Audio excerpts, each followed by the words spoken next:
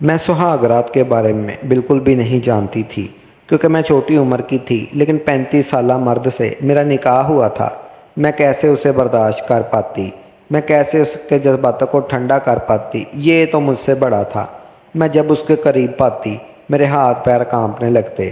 شوہر نے مجھے ایک نائٹی دی اور کہا، یہ نائٹی پہن کر جلدی بیڈ پہ آؤ، آج تمہیں بتاتا ہوں کہ سہاگرات کیا ہوتی ہے۔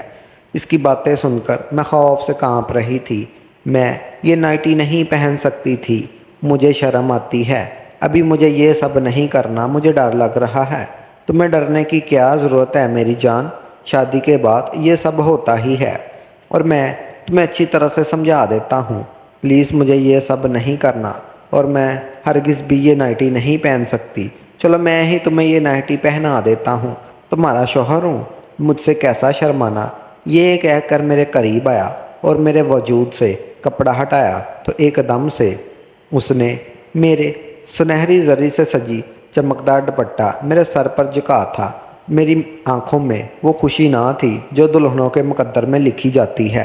میں ساکت بیٹھی تھی، جیسے سانس بھی آہستہ لے رہی ہوں، چہرے پر گھونگھٹ ڈالے، ہاتھوں کی مہندی میں الجھی۔ میں سوچ رہی تھی کہ یہ لمحہ جو ہر لڑکی کے لیے خاص ہوتا ہے، میرے لیے کیوں ایک بے معنی قید جیسا محسوس ہو رہا ہے۔ عرفان شاہ، یہ نام بچپن سے میرے کاموں میں پڑتا آ رہا تھا۔ ایک ایسا شخص جو اپنی مرضی کا مالک تھا، جس کے تیور سخت اور جس کے فیصلے پتھر پر لکیر تھے۔ میں ہمیشہ سے یہ سنتی آتی تھی کہ عرفان شاہ کو غصہ بہت جلد آتا ہے، وہ کسی کی نہیں سنتا، اس کا بس چلے تو پوری دنیا کو اپنے مطابق چلا دے۔ اور اب وہ شخص میرا شوہر بننے والا تھا۔ دل چاہا کہ سب کچھ چھوڑ کر بھاگ جاؤں، مگر بھاگ کر جاتی بھی کہاں؟ میری تو تقدیر لکھی جا چکی تھی، اور آج کی رات مجھ پر مہر لگنے والی تھی۔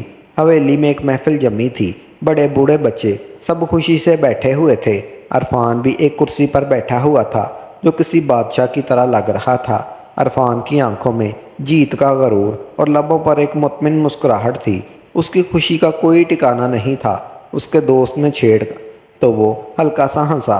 ہونی بھی چاہیے، آخر 5 سال انتظار کیا میں نے اس ننھی سی جان کے لیے۔ پورے 5 سال میں نے اس کا جوان ہونے کا انتظار کیا ہے، اور اب اس کا وقت وہ میری ہو چکی ہے۔ عرفان کی آنکھوں میں مجھے پا کر بے انتہا خوشی تھی، جیسے اسے کوئی خزانہ مل گیا ہو۔ وہ مجھے برسوں سے دیکھتا آ رہا تھا۔ شروع سے ہی وہ بہت نٹکٹ سی چہتی سی رہتی تھی، اور اسی وجہ سے عرفان مجھے پسند کرتا تھا۔ وہ جانتا تھا کہ میں اسے بہت چھوٹی ہوں، لیکن وہ پھر بھی مجھے حاصل کرنا چاہتا تھا۔ اسے یقین تھا وقت کے ساتھ ساتھ سب کچھ ٹھیک ہو جائے گا۔ وہ تو اپنی مرضی سے شادی کر رہا تھا، لیکن میں تو اپنی قسمت پر رو رہی تھی۔ ہمارے خاندان میں وہ سب سے پہلا بچہ تھا، اس لیے وہ سب کی عزت کیا کرتا تھا۔ اب تو مولوی صاحب بھی آ چکے تھے، نکاح پڑھانے کے لیے سب خاموشی سے بیٹھ ہوئے، لیکن میرے دل کی دھڑکنیں تیز ہوتی جا رہی تھی۔ میں نہیں چاہتی تھی عرفان سے میرا نکاح ہو، لیکن مولوی صاحب نے آتے ہی نکاح پڑھانا شروع کر دیا تھا اور مجھ سے پوچھنے لگے کہ آپ کو یہ نکاح قبول ہے؟ میری آنکھیں بے حد اختیار آنسو بہا رہی تھی، ہونٹ لرزنے لگے، دل جیسے کسی نے مٹھی میں جکڑ ہو۔ میں نے سر اٹھا کر دیکھا، ارد گرد سب چہروں پر ایک ہی تاثر تھا۔ فیصلہ ہو چکا تھا، اب میرا صرف کہنا باقی تھا۔ میری ماں سامنے کھڑی تھی، آنکھوں میں التجا تھی، جیسے کہہ رہی ہو کہ میری لاچاری کو سمجھو۔ میں بن باپ کی تھی، اس لیے خاندان کے سامنے احتجاج نہیں کر پائی۔ زیادہ تر رونے کی وجہ سے میری ہچکیاں بند ہو گئی تھی، میں پھوٹ پھوٹ کر رونے لگی تھی۔ میرا دل چاہا کہ چیخ کر کہوں، نہیں، مجھے یہ نکاح نہیں کرنا، مگر زبان ساتھ ہی نہیں دے رہی تھی۔ مولوی صاحب نے پھر سے سوال دہرایا، بیٹی، نکاح قبول ہے؟ میں نے گھونگھٹ کے پیچھے اپنے کانپتے ہوئے ہونٹوں کو بھینچ لیا، آنسو رخساروں سے بہتے جا رہے تھے، دل جیسے کسی نے مٹی میں دبا دیا ہو۔ آخرکار کپاتے لہجے میں روتے ہوئے بولی، قبول ہے۔ کمرے میں سکون سا چھا گیا، جیسے کسی نے بوجھ ہٹا دیا ہو، مگر میرا بوجھ تو مزید بڑھ چکا۔ باہر لاؤنج میں عرفان شاہ اپنی مخصوص کرسی پر بیٹھا تھا۔ اس کی آنکھوں میں جیت کی چمک تھی، چہرے پر طمانینت، جس میں ایک عجیب سا اطمینان۔ وہ 35 سالہ شخص جو حویلی میں ایک شہزادے کی طرح راج کرتا تھا، آج اپنی من مانی پسند کی دلہن کو حاصل کر رہا تھا۔ وہ شخص ایسا شخص تھا جس کے نام سے لوگ کانپتے تھے، جس کی آنکھوں میں جھانکنے کی کسی کی ہمت نہ تھی۔ اس کا غصہ، اس کی تعصبیت، اس کے سخت مزاجی سب جانتے تھے، یہاں تک کہ اس کی ماں بھی اس سے ڈرتی تھی۔ اس کے فیصلے حتمی ہوتے تھے اور جو بات اس کے من میں آ جائے وہ ہو کر رہتی تھی، اور وہ ایک ہی بات اس کے من میں تھی، مجھے اپنا بنانا۔ جس کے پاس طاقت ہو اور کچھ بھی کر سکتا تھا، لیکن میں تو ایک دن باپ کی بیٹی تھی، میں کیسے اپنا فیصلہ اس کو سنا سکتی تھی؟ جب مولوی صاحب نے اسے پوچھا تو بڑے رعبدار آواز میں کہنے لگا، قبول ہے۔ اس کا زوردار آواز سن کر امی ایک لمحے کے لیے کانپی تھی۔ اس کو پہلے سے ہی پتہ تھا کہ میں محبوب نہیں کرتی، لیکن پھر بھی مجھے یہ پانا چاہتا ہے۔ نکاح مکمل ہو چکا تھا، میرے دل میں تو ایک بے نام سا درد تھا، میری آنکھوں میں تو آنسو بھر گئے تھے اور جسم جیسے کسی بوجھ تلے دب گیا تھا۔ نکاح ہو چکا تھا، فیصلہ ہو چکا تھا، ابھی میں اپنے آنسو صاف کرنے کا سوچ بھی نہ پائی تھی کہ دروازہ کھلا اور میری ماں کمرے میں داخل ہوئی اور مجھ سے کہنے لگی، میری بچی، میری گڑیا، میں بہت مجبور تھی، اس مجبوری کے میں نے تمہارا نکاح اس سے کروا دیا۔ اگر میں ایسا نہ کرتی تو وہ تمہاری زندگی تباہ کر کے رکھ دیتا۔ میں بے بس تھی، مجھے معاف کر دے میری بچی، تو ابھی جوان ہوئی ہے اور میں تیری اس بھرپور جوانی میں تجھے بدنام ہوتا ہوا نہیں دیکھ سکتی تھی۔ اب میں بھی ماں کے آگے گلے لگ کر پھوٹ پھوٹ کر رونے لگی تھی۔ میں اپنا سارا غم بھلا دینا چاہتی تھی۔ میں جانتی تھی میری ماں مجبور تھی، اس لیے انہوں نے اس رشتے کی حامی بھری تھی۔ اتنے میں ہی میری ساس بھی میرے کمرے میں داخل ہوئی۔ ان کے ہاتھ میں سونے کے 2 کنگن تھے۔ انہوں نے مجھے یوں روتا ہوا دیکھ کر کہنے لگی، کیوں اتنا زیادہ رو رہی ہو؟ جیسے ہم نے تمہاری شادی زبردستی کی ہو۔ انہوں نے پیار سے مجھے چھیڑا تھا، میرے چہرے سے میرا گھونگھٹ اٹھایا اور مجھ سے کہنے لگی، ارے نظر نہ لگ جائے میرے بیٹے کی پسند کو، تم بہت ہی خوبصورت ہو۔ میں جانتی تھی عرفان کی ماں محبت جتانے آئی ہے، مگر ان کی باتیں میرے دل پر وار کی طرح چبھ رہی تھی۔ میری ماں نے کہا، میری بچی ابھی بہت چھوٹی ہے، وہ شادی کا مطلب نہیں سمجھتی، تم عرفان بابا سے کہو میری بچی سے زور و زبردستی نہ کرے، اس کی عمر ابھی چھوٹی ہے اور وہ یہ سب برداشت نہیں کر سکتی۔ تبھی عرفان کی ماں کہنے لگی، شادی ہو گئی ہے نا اس کی، اب شادی کا مطلب بھی سمجھ جائے گی، تمہیں فکر کرنے کی ضرورت نہیں ہے اس سب کی۔ میرا بیٹا جاہل گوار نہیں ہے جو اسے زور و زبردستی کرے، یہ لڑکی میرے بیٹے کی پسند ہے اور وہ جو چاہے کرے، وہ اس کی مرضی، تمہیں اس میں دخل اندازی کرنے کی کوئی ضرورت نہیں ہے۔ اور تم بیٹی، اپنے شوہر کو راضی کرنا اب تمہارے ہاتھ میں ہے، تم چھوٹی عمر کا بہان نہیں بنا سکتی۔ 12 سال کی عمر میں ہی لڑکی جوان ہوتی ہے اور تم تو بھی 15 سال کی ہو گئی ہو۔ تمہیں اچھے سے پتہ ہونا چاہیے کہ شوہر کو کیسے خوش کرنا ہے۔ ابھی تمہارا نکاح ہوا ہے، رخصتی کے لیے تمہارے پاس 1 ماہ کا وقت ہے، تم اپنی ماں سے سیکھ کر آنا کہ شوہر کو کیسے خوش کرنا ہے۔ عرفان کی ماں کی باتیں سن کر میرے دل پر تیر کی طرح چبھ رہے تھے، میں چاہ کر بھی ان کی کوئی جواب نہیں دے سکتی تھی۔ ایک تو انہوں نے 35 سالہ بیٹے سے میری شادی کروا دی تھی اور اب مجھے سمجھا رہی تھی کہ شوہر کو کیسے خوش رکھنا ہے۔ جوان تھی، خوبصورت تھی۔ پھر ان کی اگلی بات سن کر میں ٹھٹک گئی، میرا بیٹا تم سے ملاقات کرنا چاہتا ہے، اور ہاں، میری بات کان کھول کر سنو، میرے بیٹے کو شکایت کا کبھی موقع نہ دینا، ورنہ تم جانتی ہو اس کا انجام کیا ہو سکتا ہے۔ ان کی کڑک باتیں سن کر میرا دل دکھ سا گیا تھا اور عرفان مجھ سے ملنے کے لیے آ رہا تھا۔ ڈر کے مارے دل کی دھڑکنیں تیز ہو گئی تھی۔ میری ماں بے بس ہو کر کمرے سے نکل چکی تھی اور اتنا کہہ کر میری ساس بھی کمرے سے چلی گئی تھی۔ میں بیٹھ کے پیروں میں ٹیک لگائے اپنے ہاتھوں کی انگلیوں کو مڑوڑے ہوئے بیٹھی تھی۔ تبھی دروازہ کھلا اور عرفان کمرے میں داخل ہوا، اور اس کے کمرے میں آتے ہی میرے ہاتھ پیر کانپ رہے تھے۔ اس نے آتے ہی مجھ سے سلام کیا اور آ کر میرے قریب بیٹھ گیا۔ کہنے لگا، من تو کرتا ہے تمہیں اب بھی رخصت کرا کر لے جاؤں، لیکن 5 سال تو انتظار کیا ہے، اب 1 ماہ میں کیا ہی ہونے والا ہے۔ میں چپ چاپ بیٹھ کر اس کی باتیں سن رہی تھی۔ اس نے جب جیب سے گفٹ نکالا اور میرے ہاتھ میں تھما دیا اور مجھ سے کہنے لگا، یہ استعمال کرنے والی چیز ہے۔ یہ کہہ کر وہ میرے قریب آیا اور اپنے لبوں سے میرے لبوں کو چھو گیا۔ اس طرح کی حرکت پر میں ساکت ہو کر رہ گئی تھی۔ اس کا گرم لبس میرے ہونٹوں پر چھوڑ گیا تھا۔ اس حرکت پر میں کانپ رہی تھی۔ تبھی یہ مجھ سے کہنے لگا، اب تم مجھ سے ڈر کیوں رہی ہو؟ اب ہم میاں بیوی ہیں، اب تم پر پورا حق رکھتا ہوں، تمہیں مجھ سے ڈرنے کی کوئی ضرورت نہیں ہے۔ تمہیں پتہ ہے یہ شادی میرے لیے کتنی خاص ہے؟ پورے 5 سال میں نے تمہارے جوان ہونے کا انتظار کیا ہے، بس تمہیں پانے کے لیے۔ سب مجھ سے کہتے تھے شادی کر لو تاکہ میں جس کے ساتھ زندگی گزارنا چاہتا ہوں وہ بھی چھوٹی ہے، اسے تھوڑا جوان ہونے دو، اور اب تم میرے نام کی ہو چکی ہو۔ یہ سن کر میری آنکھوں میں آنسو آ گئے، مگر میں کچھ نہ بولی۔ میں حیران ہو کر اس کی باتیں سن رہی تھی۔ عرفان کی باتیں مجھے سکون نہیں دے رہی تھی، بلکہ یہ ایک نئے سرے سے ایک نئے خوف میں مبتلا کر رہی تھی۔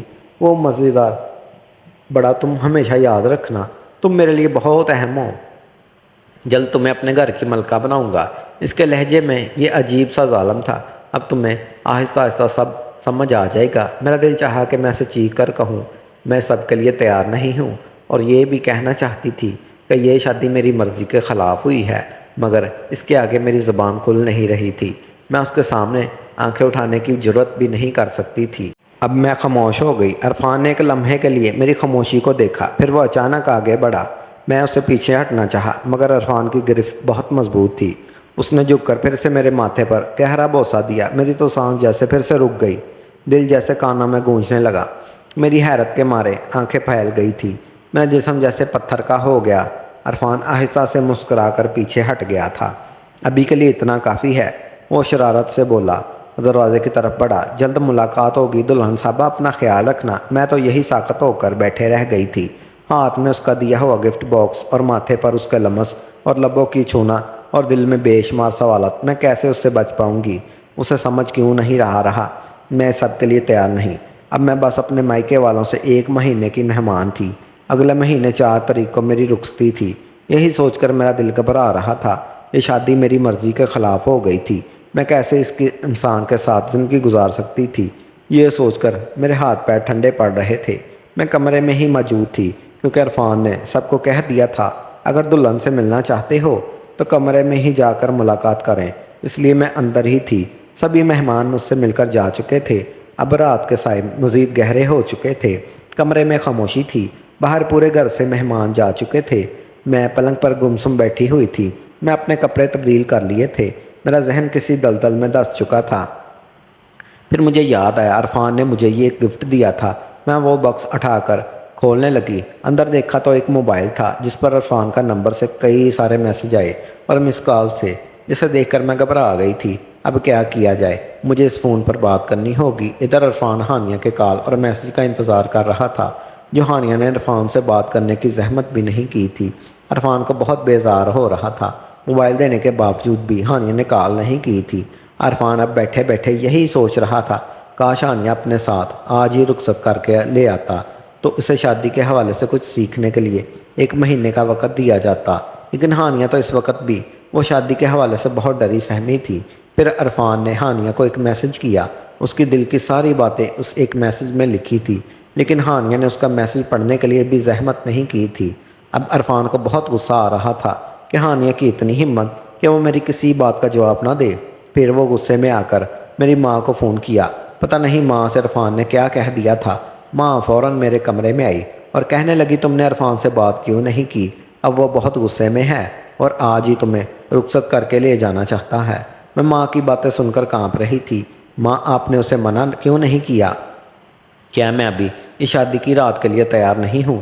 ہر وقت اس کی مرضی نہیں چلے گی؟ آپ نے اسے سب کچھ کیوں نہیں کہا؟ میری ماں بے بس تھی۔ وہ ایک احسان تلے دبی ہوئی تھی۔ وہ کچھ بھی الٹا سیدھا کہہ کر مزید پریشانیوں میں اضافہ نہیں کرنا چاہتی تھی۔ میں رونے لگی۔ ماں میں نہیں جاؤں گی، میں اس سب کے لیے تیار نہیں ہوں، مجھے آپ ابھی نہیں جانے دو۔ دوڑتی ہوئی گئی اور اس کا دیا ہوا فون اٹھا کر اس کے میسج کرنے لگی، لیکن نہ تو یہ میسج کا جواب دے رہا تھا اور نہ ہی کال ریسیو کر رہا تھا۔ شاید میں اسی ضد کا غصہ دلا گئی تھی۔ وہ کسی بھی میری بات کا جواب نہیں دے رہا تھا۔ ادھر عرفان کی ماں عرفان کو سمجھا رہی تھی اور وہ بھی اسے چھوٹی عمر سے ڈری سہمی ہوئی۔ وہ بھی شادی کا مطلب نہیں سمجھ سکتی، تمہارے وجود کو نہیں سنبھال سکتی، تمہیں کچھ دور رہنا ہوگا اسے شادی کا مطلب سمجھ آنے تک۔ تو وہ ابھی بچی ہے، وہ سمجھ ہے نہ تمہارے وجود کو برداشت نہیں کر پائے گی۔ 5 سال تو انتظار کیا ہے اس کے جوان ہونے کا، اب 1 ماہ میں کیا ہونے والا ہے؟ عرفان ڈانٹتے ہوئے بولا میں کچھ نہیں جانتا ماں، بس میں نے اب فیصلہ کر لیا ہے کہ میں ابھی اسی وقت اس کو رخصت کروا کے لے آؤں گا۔ میں اسے شادی کا مطلب اسے سمجھا دوں گا، شادی کا مطلب کیا ہوتا ہے۔ اب سارے مہمان کو بلا لیجئے اور ہانیہ کو پھر سے دلہن بنانے کا کہہ دوں، کیونکہ میں اپنی دلہن کو سادہ رخصت کر کے نہیں لاؤں گا، دھوم دھام سے اسے رخصت کرا کے لاؤں گا۔ عرفان کی ماں نے لاکھ سمجھانے کی کوشش کی، لیکن عرفان کبھی سمجھنے یا سننے سے قاصر تھا۔ عرفان شاہ کا ایک بار کہنا پتھر کی لکیر سمجھی جاتی تھی۔ اب عرفان کی ماں سب مہمانوں کو پھر سے انوائٹ کرنے لگی اور رخصتی کی شاندار ایک دعوت رکھی گئی۔ اتنے سارے مہمان بھی حویلی میں آ چکے تھے۔ ادھر ہانیہ اور اس کی ماں پریشان نظر آ رہی تھی۔ ماں، میں اب اس وقت بالکل بھی عرفان کے ساتھ جانا نہیں چاہتی، مجھے ڈر لگ رہا ہے۔ ہانیہ کی ماں اسے تسلی دینے لگی۔ اب کسی بھی حال میں تمہیں اس فیصلے کو ماننا ہوگا، اب تمہارے پاس کوئی راستہ نہیں ہے، تمہیں عرفان کے ساتھ رخصت ہو کر جانا ہوگا۔ میں رو کر اپنا برا حال کر دیا تھا۔ جب بھی عرفان کو سوچتی میرے دل کی دھڑکنیں تیز ہو جاتی۔ میں شادی کا مطلب ہی نہیں سمجھتی تھی، پھر کیسے میں عرفان کو خوش کرتی؟ جو وہ چاہتا میں اسے بھی نہیں دے پاتی تھی۔ میری عمر صرف 15 سال تھی اور وہ 35 سال کا مرد تھا، کیسے اس کے جذباتوں کو ٹھنڈا کر پاتی؟ مجھے کچھ بھی سمجھ نہیں آ رہا تھا۔ میں اب چاہ کر بھی کچھ نہیں کر سکتی تھی۔ مجھے پھر سے دلہن کی طرح سجا دیا گیا۔ اتنے میں ہی وہ مجھے لینے کے لیے پھر سے مہمانوں کے ساتھ آ گیا تھا۔ میرے لاکھ کوششوں کے باوجود بھی مجھے اپنے گھر سے رخصت کر کے لے گیا۔ میں ڈری سہمی اس کے کمرے میں بیٹھی تھی۔ اس کے کمرے کو بہت اچھے طریقے سے سجایا گیا تھا۔ اس کے کمرے کی ایک چیز بہت خوبصورت تھی۔ میں ڈری سہمی اس کے کمرے میں بیٹھی ہوئی تھی۔ یہ پھولوں کی خوشبو میرے ناک سے ٹکرا رہی تھی۔ کچھ ہی لمحے گزرا تھا کہ اتنے میں عرفان کمرے میں داخل ہوا تھا۔ اس کے آتے ہی میرے دل کی دھڑکنیں تیز ہو گئی تھی، میرے ہاتھ پیر کانپ رہے تھے۔ یہ آہستہ آہستہ میرے قریب آیا اور مجھ سے کہنے لگا، اب میں مزید 1 منٹ بھی ضائع نہیں کر سکتا۔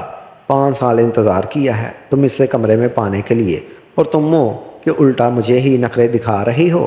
اب تمہارا ایک ٹکرا بھی میں برداشت نہیں کر سکتا۔ تم میری ہو، تمہارا نام میرے نام سے جڑ گیا ہے، اب تمہارا فرض بنتا ہے تم مجھے خوش کر دو۔ اس کی باتیں ہی مجھے مزید خوف میں مبتلا کر رہی تھی۔ میں لڑکھڑاتی زبان سے کہنے لگی، دیکھو عرفان جی، میں ابھی اس سب کے لیے تیار نہیں ہوں۔ مجھے سب کے بارے میں تھوڑا بھی علم نہیں۔ میں ابھی اس شادی کی ذمہ داریوں میں پڑنا نہیں چاہتی۔ مجھے سہاگرات کا مطلب ہی نہیں پتہ، تو کیسے آپ کو خوش کر سکتی ہوں؟ میرے اس حالات کو سمجھنے کی کوشش کریں۔ میں بالکل بھی آپ سے وقت کا یا رشتہ قائم نہیں کر سکتی۔ بس اب تمہاری کوئی بھی ڈرامے بازی نہیں چلے گی۔ چلو اٹھو جاؤ یا جلدی سے نائٹی پہن کر آؤ۔